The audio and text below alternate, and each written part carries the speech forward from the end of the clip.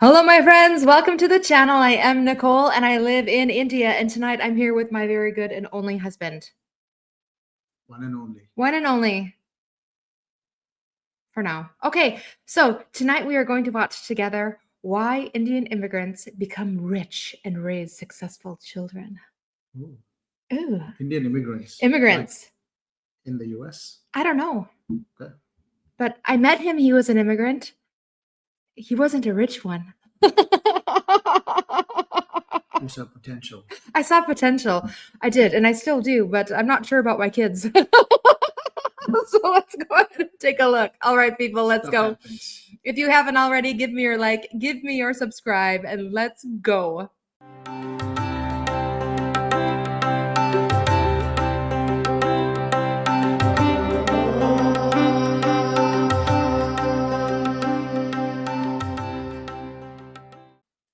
So why is it that Indian immigrants from India, the country, and the ethnic group of Indians in America are crushing every other ethnic group in America, not by 5%, not by 10%, by 20% in income? We have stats on their divorce rates against everybody else. We have stats on how they raise their kids. We have stats on how they put their kids in certain majors over other majors. It's just mind-boggling, and everybody else is going to learn a ton about how Indians raise their kids.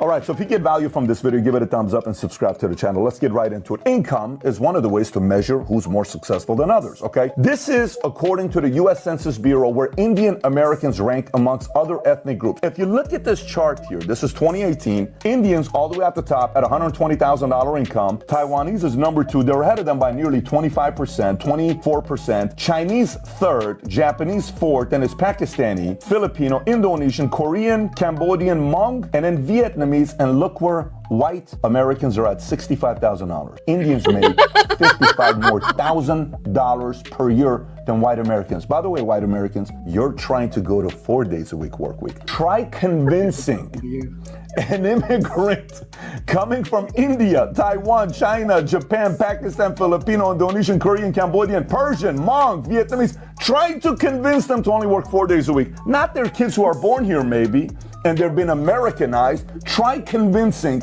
an immigrant to only work 4 days a week. They will laugh at you. The whole purpose of coming to America is that they can work as much as they want. It's called free enterprise. But let's kind of take a deep dive with some of these other stats. Indian population living in poverty amongst percentage-wise with Americans. All Americans, roughly 13% of Americans live in poverty. All Asians, it's 10%. Look at Indians. Only 6% of all Indians in America live in poverty. Now, let's look at education. What percentage of them have bachelor's degrees? What percentage of them have masters or MBAs? And what degrees they have? Look at this here. In 2021, 80% of Indian immigrants over 25 years old or older reported having at least a bachelor's degree versus only a third of all foreign-born and U.S.-born adults. Again, 80% versus 33%. Well, that's also too due to the requirement. Like, in order to get like a H-1B1 visa, don't you have to be highly educated? Doesn't that have to be a requirement? Or work experience. Or work experience? Yeah. Depending on how you get it. So he has a master's and like 2 degrees and like a, but I have 0. So I had foresight and really. I don't have it.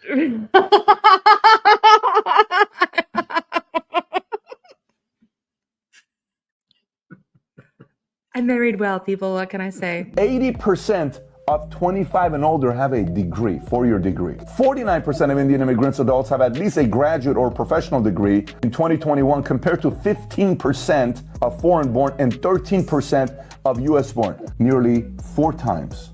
Of U.S. born is what they have. Now, what do they major in? Let's kind of go a little bit deeper into that one. Lots of people waste money on degrees that have no amount of high-paying jobs. Most people agree that you plan on going to college, you need to major in STEM to make it a good investment, but Indian Americans abide by this. It's like a religion. STEM, science, technology, engineering, and math. Look at the chart here on what they major in. At the top, you see the blue, engineering 36%. Then it's math and computer science 35%. Then that 10% at the top, you see it? Business management. So they're intentional about what areas they're going to go major in. Now let's go even a little bit deeper than this on how they measure amongst other ethnic groups. This is according to the U.S. Census Bureau. If you look at the top right, you'll see all immigrants, it's a darker blue. You'll see Indian immigrants, it's a lighter blue. And then you'll see U.S. born, okay? Furthest to the left is management, business, science, art occupations. Look who's in the middle. 79% of Indian immigrants versus 43% of U.S. born versus 37% of all immigrants. They major in management, business, and science. Look at service occupation. They're the lowest at 5%. U.S. is 15%, and all the other immigrants, 21%. They're like, no, you're not going to major in service when you go into this. Look at sales and office occupation, 10%, 15%, 21%. National resource constitution maintenance occupation, they're 1%. It's almost as if you do go and major in that, you're going to get a lot of pop out from your parents there, but it's 1%, 8% for U.S. born, 12% from all immigrants. Then production, transportation, and material moving, 6, 13, 15. Look, they're not interested in that. You know what they're interested in? Management, business, science is what they're interested in. Oh, okay. Are they, or is it what their parents are interested in?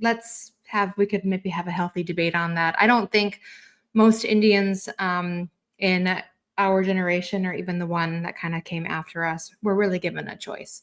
It's engineering, or, in India, it might be doctor, right?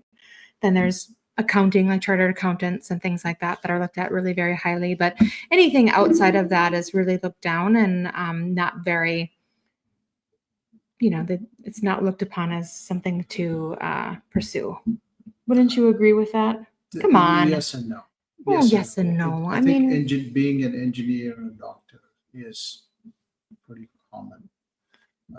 But people that grew up as teenagers in the 80s and 90s in India know that when the market opened up, those were the opportunities. Those were the opportunities, but so it was a practical choice. It is a practical choice, but it's still now, the only choice that's pushed with parents that are in, that have immigrated. Not necessarily anymore. Look at the chart. That's in the US. I'm talking about in India. That is not necessarily the case. I see a lot of kids picking up other subjects as well because the opportunities are opening up. Okay. Now, in the US, you look at US's market. It's technology led.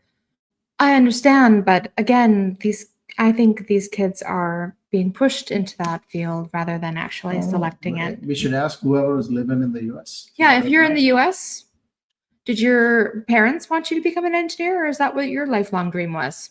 Let us know in the comments. And my family, second generation that's in the US, they're not necessarily all engineers. Yeah. They're not. We have how many engineers? They're in sciences. They're in STEM. Art. Yeah. Who's in art? Who's in art? Yeah, one of my nephews is in art.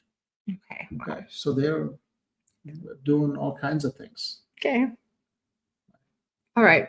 Well, let's see. The key point is white Americans are losing this game. Why is that? We are losing. We are losing. Stop it. We are losing this game. I'm not losing. I won a long time ago. They want to do STEM. So obviously this leads to them making a lot of money, but let's look at business. Are they startup entrepreneurs? Do they produce billionaires? I don't know. Let's take a look. So here's what it looks like. According to Oxford Academic, Indian immigrants represent 1% of the U.S. population, but 8% of the founders of high-tech companies and 1/3 of technology startups in Silicon Valley. 1% of total U.S. population, 8% of all founders. Here's some of the names of billionaires that produce. Jay Chaudhry, net worth $8.3 billion, CEO of Zscaler. Vinod Khosla, net worth $5.3 billion, former Sun Microsystem co-founder. Rome Wadhwani, $5.1 billion. Rakesh Ganwal, $4 billion, Indigo CEO, founder. Naresh Shah, CEO of Wayfair, $2.8 billion. Anil Bursi, net worth $2.3 billion, CEO of Workday. This is working on how they're producing and what they're majoring in. Now let's look at family perspective. What do they do that's different when it comes down to the family? Well, one thing that's interesting is it's very common for multiple Indian families to share a home while building building a business together and continuously expanding the business. So it's almost like the concept of delayed gratification. Hey, let's live together. Let's minimize expenses. Let's put all the money we're making back into the business rather than splurging and wasting money all over the place. A couple other things to be thinking about. When it comes down to divorce rates, did you know Indian Americans have the lowest divorce rates in America? Very interesting, right? Now, some of you are going to say, well, of course they have the lowest divorce rates in America because they have arranged marriages. They may in India, but not necessarily all in America. It does happen, but it's not as high of a number as it is in India, and it's gradually going away anyways. But let's look at the stats here. According to National Center for Family and Marriage Research, blacks, they have the highest divorce rate, 30.8%. Hispanics are 18.5%. Whites are 15.1%. Other is 12.4%. But for Indian families, you ready? There's some studies that say 1.3% and some that show 6%, but they're lower than anybody else when it comes down to this. Ooh, that's a tough one to crack. I mean, I do think a lot of it is still society, that the divorce rate. How does it matter? Because it does. I mean, this doesn't necessarily say, that these are happy marriages. This is just saying to me that people just stay married. This isn't an indicator for happiness. Okay. Okay. Let them decide. Some of it has to do with culture, ritual, all of that, but they have a lower divorce rate than others. Again, this is purely based on statistics. Couple other things. We looked at this website called indiaparenting.com, and we saw these 10 things that they do as parenting that's different than others. Some of it you may say, I had some of that with my parents, or I apply some of it myself, and some of you may say, yeah, we definitely don't do that in America. Here, let me kind of go through it. Number one, they promote kinship. Indian parents make it a point to foster relationships and association with their social and family acquaintances. They edify their children to be in social connections and also maintain healthy connections with their relatives. More so, they stay as shelter beside their children till they are married off, right from the children's infant ages to their marriage times. Even after that, the parents support their youngsters emotionally in order to provide the much needed support. Ideal Indian parents create a social environment where the concept of family is expanded to all. So they're selling family, they're selling kinship, they're selling let's stay close. They're edifying that lifestyle, and the kids are emulating whatever the parent, the leader, edifies. That's what they want to do. Number two, self-sacrifice. And almost every Indian parent sacrifices their lives in some way to devote themselves in raising their kids. Indian mothers forego their dreams and passions to take care of their children. Fathers often make compromises in their careers to ensure well-being of the young ones. Interesting. Everything about life. That sounds sad to me. No, I think it is. Part of life. It's a different perspective. For especially for as an mothers to Indian, have to give up everything that they want, their passion and their career, and to in order to be thought to be a successful parent or like that, that's how you have to do it, right?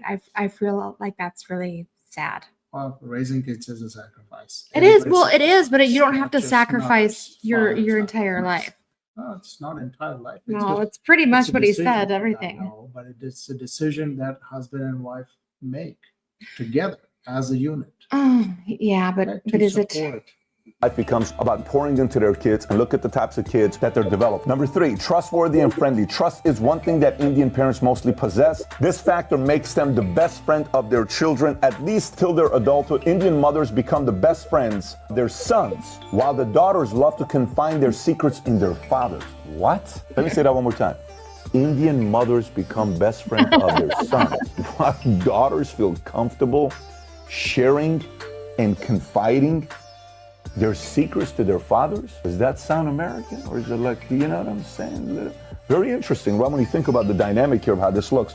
Let's go to number four, quality time. Indian parents, amidst their busy schedule, give quality time to their children. They spend great time with their wards instead of just letting them grow in their own way. They're involved. They're not letting them go and let society raise their kids. They're very much involved with their kids. Number five, nurture the talents. When it comes down to Indian parents, they're extremely good at identifying the skills and unique talents of their children. They toil hard to enhance those special gifts that their kids are blessed with. You would often find the Indian kids, teenagers, and young adults getting well acclaimed in a number of creative fields thanks to the dedicated and loving Indian parents. Number six, inquisitive. That's one quality of Indian parents that many children are annoyed about. Very interesting. However, Indian parents, being curious in nature, keep a careful watch on their kids. Instead of breaching the freedom and privacy of their children, parents stay watchful about their offspring's attitude and behavior to prevent them from venturing into any misleading paths. You know, some of the things you hear parents say, Leave your kids alone. Let them do whatever they want. You know, they kind of got to go through it. Indian parents will say, you're a fool to do that when they're kids. You got to be involved so they don't go out there and do crazy things. I remember while I'm listening to this, some of it's reminding me, I'm thinking my mom's maybe a little bit Indian. Middle Easterns have similar tendencies, by the way. They're on these lists too. My sister went on her first date. I'm a younger brother by 6 years. She says, your job is to spy on her. You're going to go everywhere she goes. So I'm like, no problem. Yes, sir. You know, it's like, yes, ma'am. So me and the friends, everybody had a job. I'm watching from the top. He's here. Did they kiss? And then boom, they drove. Follow him. I'm a 14, 15-year-old kid. We're trying to follow exactly where this guy's going, watching everything to come back and report. Look at that concept. This kid had to do this with his sister. Some tells me Indian parents maybe do a little bit of that as well. Sisters are watching the same. You were the annoying brother, were you? I was very protective. Power to all the protective brothers out there. We need more of them out there. I'm hoping Tico and Dylan will be the same as well. I'm sure they will be. Okay, culture. Indian parents instill the fundamental culture and religious values into their children right at their childhood. India is a country that has deep-rooted cultural values. Its traditions and legacies are well maintained. Indian parents make it a point to impart the same value to their children. Don't go away from your values and principles. Keep selling it to them. Number 8, religious tolerance. India is a land of diversity with multitude of ethnic races having dissimilar values and ethos. Indian parents infuse the ethics in their children that let them respect people hailing from different religions, castes, creeds, and races. Respect. So it's like, hey, you got to respect everybody that's out there. Makes sense. Number 9, ready? This one's going to be a little bit confusing for some of you. Judgmental. Indian parents are highly judgmental. That definitely helps them in keeping their children safe from negatives. This is also one of the best qualities of an Indian parent, to implant the same insightful abilities in their successors. And last but not least, number 10, multitasking. Most Indians are hardworking. They are diligent when it comes down to handling their parenting tasks. The moms and dads in India do great multitasking while managing their personal and professional life. They strike a fine balance between their times and dedicate adequate time to both their children and their jobs. All right, so look, you may agree with some of the things, you may not agree with some of the things, but the results is there. It shows you the numbers, what they've done, and there's a lot to be learned from what they're doing. Here's a few different takeaways. Number 1, if your kids are going to go to school, don't wing it. Speak to them about what things to be considered then. Get involved in what degrees. I watch how involved Tom is with his kids going and taking degrees. It's amazing seeing parents that are involved and saying, hey, look at this, look at that, let's research this together rather than do whatever you want to do. Number 2, superior work ethic. They don't compromise their work ethic. No one's going to make them not work hard, including the 4-hour work week, Business Insider, Bloomberg, HuffPo type of people that are journalists who came out of Columbia, want to convince everybody to do a 4-day work week. Good luck doing that to the Indian community, and you shouldn't let that happen to you either. Number 3, they're intentional about what they're doing. They're not winging it. They're saying, hey, here's what we're doing, and this is why. This is what we're doing with our kids, and here's why. There is intention behind it. Next, vision and discipline. Extremely disciplined in how they're raising their kids based on some of the things that we're reading here. Next, delayed gratification is there, and they're constantly teaching their kids that there's many ways to do that. You know, I can ask my kids sometimes, I'll say, hey, let me ask you a question. Would you rather have me buy you an ice cream right now, but you get no video games for 4 weeks? Or would you rather not have ice cream for a month, but you get 4 video games a month from now? They're sitting there, oh my God, I would much rather not have to do this. I'll wait versus I have this. These are ways to develop the muscle of delayed gratification by you putting them in positions where they have to make the decision themselves. Strong values, and they keep selling the values and principles to their kids, and they don't compromise it. They're not embarrassed by it. They don't let the world or American society make them feel guilty about what they believe in and become softer and more gentle. No, this is what we stand for, kid. Here's who you are. Here's the family you're a part of. This is what we're going to be doing. Now let's figure out your talents and help you go out there and do big things within your life and make us proud, make the family proud, but more importantly, make you an incredible net positive to society. Hey, quick shout out to your parents out there. I salute you. I respect you for doing what you're doing. You make the world a safer place by raising kids based on high standards and high values and principles. Thank you for your hard work and dedication. Anyways, if you got value from this video, give it a thumbs up, subscribe to the channel, and I got another video. What did you think? I think you pretty much agreed with everything he had to say. For the most part. Mm-hmm. So the numbers speak for themselves. Yeah, I mean, I do think, obviously he brought the data, which I think is good. You always should have, if you're going to say things like this, quotable data, and he has it in terms of the education statistics in the immigrant community, the divorce rates and things that we see in the immigrant communities, as well as the CEO one and the innovation one. I thought was interesting was how Indians have, 1% of the population, but 8% of the actual, innovation and startups within the economy. I do somewhat disagree with the reasoning why, like there's especially with the education. I still believe that the majority of especially like first generation immigrants, not just Indians, but Indians that are there in the US, firstborn, they're not getting a lot of choice in regards to what they're studying. I think it might, vary from family to family. I know you say that we have a nephew that is in art. I'm not sure which one that is, but even out of all of the nieces and nephews that we have, the fact that we just have one, So so yeah, I think that there are reasons why these numbers are there, and it's great. The Indian community in the U.S. is amazing, and I thought not just in the U.S. If you look at the Indian and diaspora communities throughout globally, you have a just high standard community. You have Portugal. The leader of Portugal is in an Indian diaspora, and we had in the UK, we had Rishi Sunak, right? And then we had, we have Indian leaders in the US, Indian diaspora in the US.